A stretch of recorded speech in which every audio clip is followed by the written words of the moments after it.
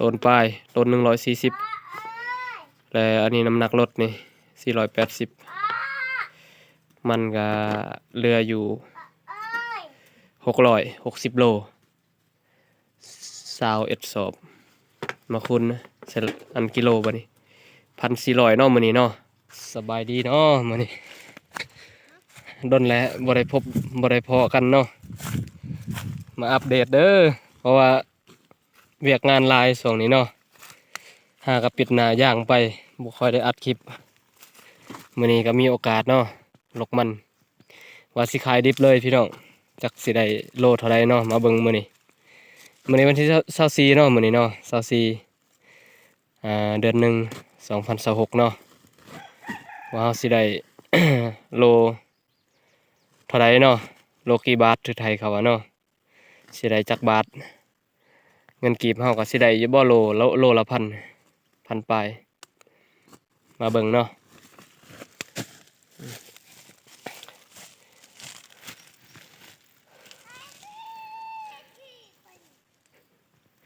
ฮะจักหน่อยยัดแล้วเนาะสิไปส่งและสิทายพี่น้องเบิ่งว่ามื้อนี้ได้จักสอบแล้วก็สิได้เท่าใดเนาะสิได้โลเท่าใด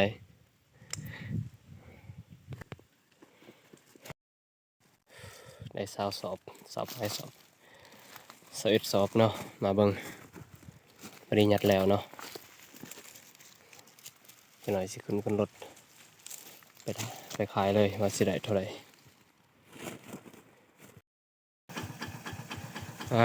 ไปขายมันเด้อนี่เด้อจักสิได้จักสอบจักสิได้เท่าใดเนาะมัน20ปลายสอบนี่มาเบิ่งว่าราคานี่เขาสิเอาเท่าใดเนาะมันดิบเนาะแล้วก็สิได้เท่าใดเนาะ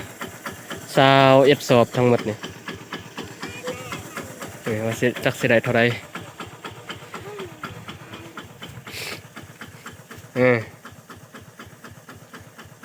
ผู้ติดตาม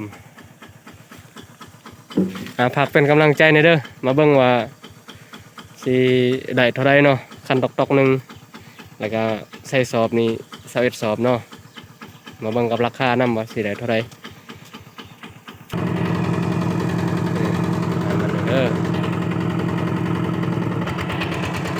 ไปขายมัน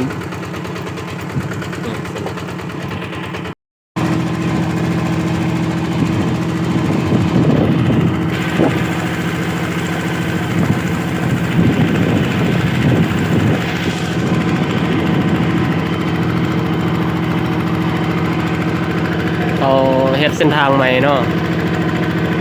บ่ค่อยปานใดจักสิขึ้นหรือบ่ขึ้นยังบ่ฮู้เนาะข่อยนี่เนาะ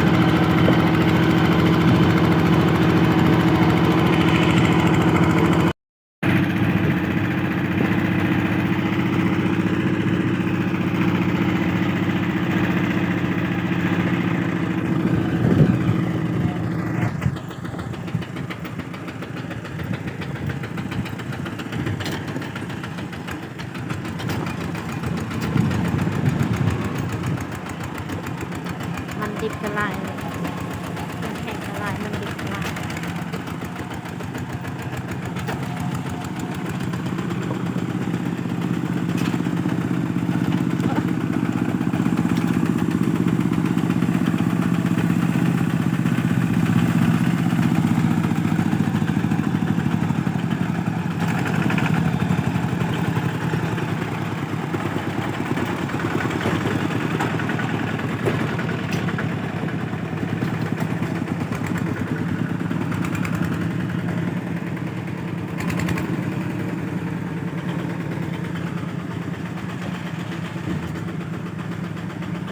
เอาเลย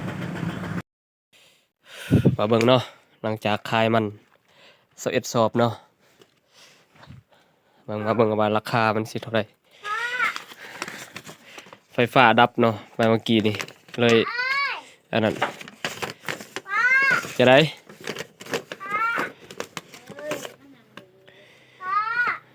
เด้มันอันติดทั้งรถเลยเนาะต้นปลายต้น140และอันนี้น้ำหนักรถนี่480 มันก็เรืออยู่660โล21สอบมาคุณนะใส่อันกิโลบัดนี้1,400เนาะมื้อนี้เนาะวันที่24เนาะเดือน1 2026อันนี้อยู่แขวงไสกองเนาะบ้านตอกสมิงเมืองละมามซื้ออยู่ที่1,400เนาะมื้อนี้ก็ได้อยู่900,000ป้ายเนาะ924,000กีบเนาะอันนี้คือมื้อนี้เนาะมัน21สอบได้เงิน924,000เนาะเอาก็สิซ้ำนี้เลยเด้อฝากกดไลค์กดแชร์กดติดตามเด้อ